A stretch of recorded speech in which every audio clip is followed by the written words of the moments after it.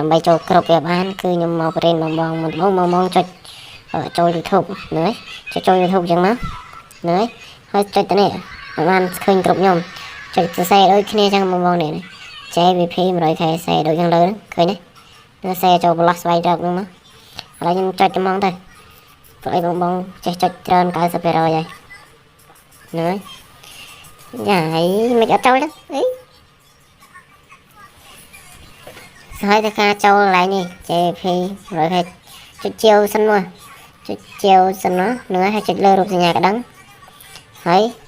ចុចដាក់ទាំងអស់នេះឃើញទេបងហ្នឹងបងហើយបងចុចធ្វើការចុចឡើងនេះ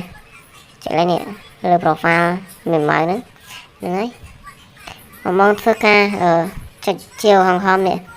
ហ្នឹងនេះចុចជាវហងហ្នឹងចុចសញ្ញាជាវហងហ្នឹងអ្នកដែលបានចុចហើយមិនចុចទេបងហើយហ្នឹងហើយអ្នកដែលបានចុចហើយមិនចុចទេ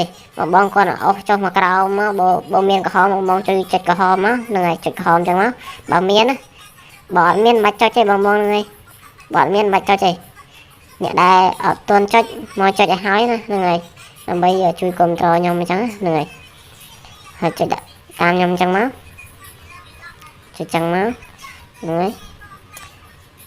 ចុចដាក់សញ្ញាក្តឹងអចឹងមកនេះហើយចុចអស់ចុចសញ្ញាក្តឹងអមកហ្នឹងហើយ